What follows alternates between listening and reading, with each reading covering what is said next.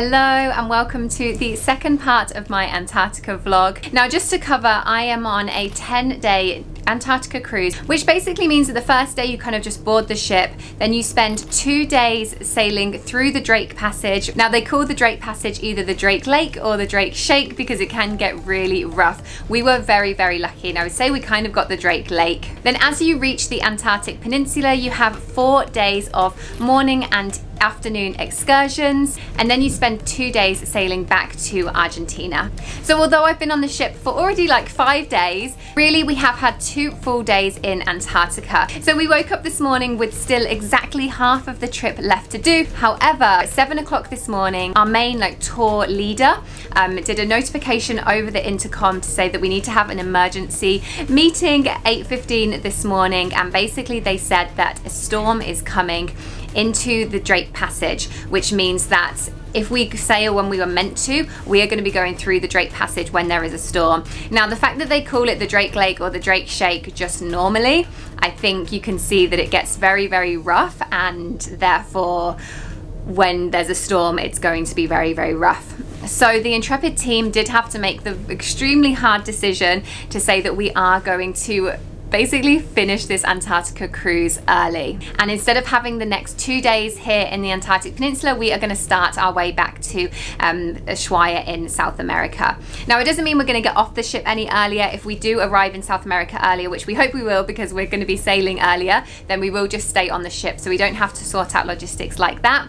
But it does mean that we've missed out on some excursions. The blue sky of that, I guess, is that we got told that this morning. However, we were then able to still go out on a Zodiac cruise this morning. So out of 8 possible excursions we could have done, we have still managed 5, which I think is not too bad. And to be honest, yesterday all of us had such an amazing day that we actually said, you know, if we go home now we'll still be happy, and then we just got that fully put to the test today with we're gonna turn around and go. So it is a bummer, but do you know what, the one thing I've just learned about this trip is just that the weather here in Antarctica is so unpredictable. You can't predict it, you can't expect it, and there's just so much beauty in that as well. And we are also here in November. November generally does bring kind of worse weather because it is the start of the season. This area is just coming out of winter, and it's also been such a lesson in pros and cons because, you know, the weather can be worse at this time of year. However, overall, this time of year to cruise Antarctica, to do an expedition, is cheaper.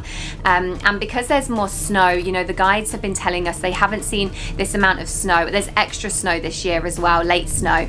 So they haven't seen this kind of snow on the mountains for ages, and it's beautiful. Like they said, if you come in, you know, January time, yes, you are guaranteed better weather. But by then, a lot of tour groups have been coming in, the snow has thawed, and everything just doesn't look as pretty. Even though you imagine, you know, Antarctica to be really white, there's details of it that are not as nice, whereas we are just getting this pristine look.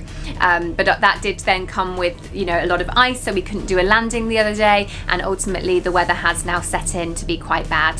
So anyway, that is a long introduction to this video, but I just wanted to give you the real honest look at an Antarctica cruise and what happens when it pretty much just gets cancelled halfway through. But this morning, as I said, we did go out in the Zodiacs. We went to Foyn Harbour, which had a boat that was used for whaling, there was a fire and it got stuck there, and it's still there, so that was amazing to see. It was a bit of a crazy ride out there, which you're gonna see, and we were supposed to come back and be able to do the polar plunge, but the weather was absolutely insane. When we got back, we could the Zodiacs against the main ship were just all over the place, so it just wasn't safe to do so. So this video, I'm going to show you now what we got up to this morning. It was an adventure and a half for sure, and then later on this video I'm just going to show you what we get up to on the second half. Anyways, let's get into the video, and I will see you. I don't know what the next few days are going to bring, I have no idea, but Antarctica has taught me to just not have any expectations, and that's what I'm going to go with.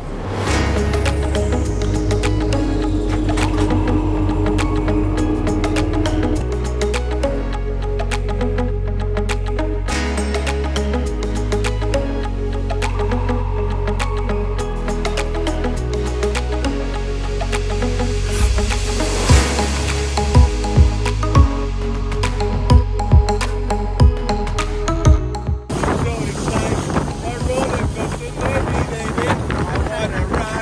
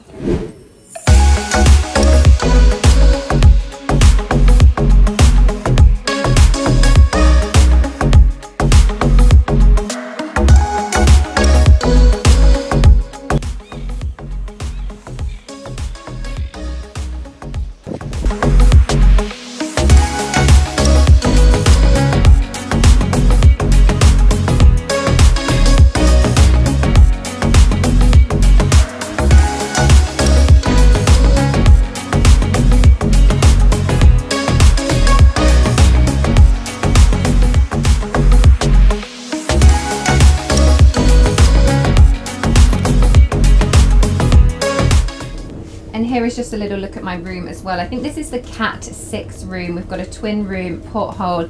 Honestly, the porthole has been totally enough. Like, we don't need a bigger window really. And then actually we've got a nice little seating area here, and we have just set sail as well. There is no snow now actually, but yeah, it's still a little bit grim out there, and there is a storm on the horizon, which is what we need to actually keep in mind. So just come out on deck, and it is blue skies now, which we actually haven't seen much of in the last week, but it is very windy.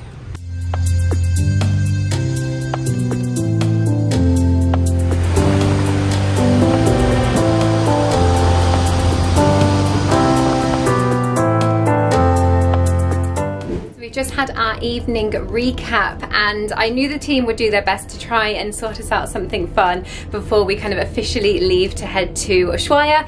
So right now we are heading towards Deception Island, which we've been learning a lot about in our talks. Some of the really great explorers found this island, and it was actually used a lot in whaling in the past, and it is actually an active volcano crater, and with a very small entrance that you can sail into, and then there is a kind of harbour inside with much calmer waters. So we are approaching it now. It is sunny, we're still rocking quite a bit, and then we've been told from there we will then head up the Drake Passage. We really are chasing the storm, and we probably will catch the tail end of the storm once we get to South America. And also tomorrow, we've been told tomorrow night it's gonna get a lot more rocky.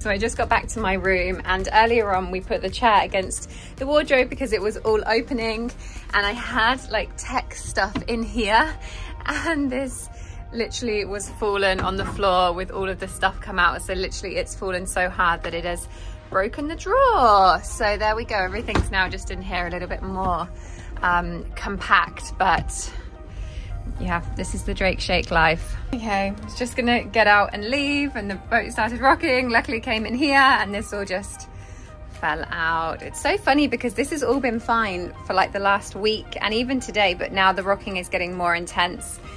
Yeah.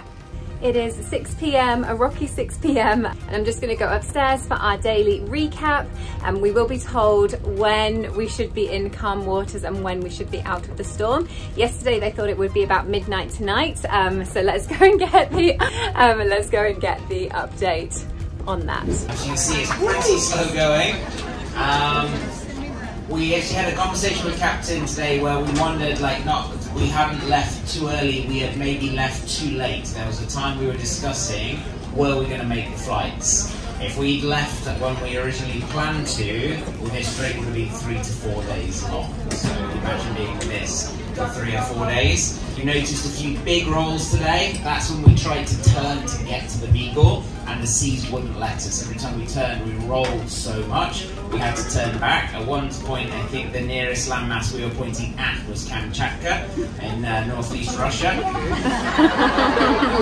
As we were discussing that, Captain then came up with an idea. They actually reduced speed and started letting the wind push the ship eastwards. So we're now using that to get east of the southern tip of South America, and once we're far enough over with him, we can then just drive north and get up there. So we are on track to make it to the Beagle and to make our flights, thank God.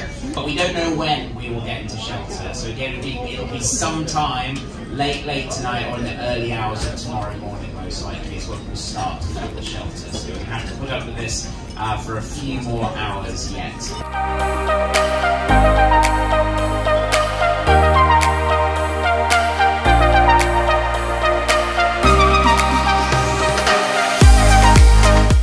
Okay, I did kind of stop recording at this point for the vlog, but after 2 shaky days, we then woke up in the Beagle Channel, which was much calmer, and we spent the whole day just sailing through it until we could dock in Ushuaia and get off of this ship. And I must say, I love that we had the Drake Shake because, you know, it was a unique life experience, and what would be an Antarctica cruise without a Drake Shake? So thank you so much for watching this video, and all of my Antarctica videos, if you have, there are 3 in total. It was honestly such an incredible experience. Hitting the 7th continent was of course amazing, but the whole trip was just incredible. And if a trip to Antarctica is on your radar, then do go to the description below, click on the Google Forms link, fill that out, and the company that I organise this with, Chimu Adventures, will get back to you with some quotes so that you can go to Antarctica soon.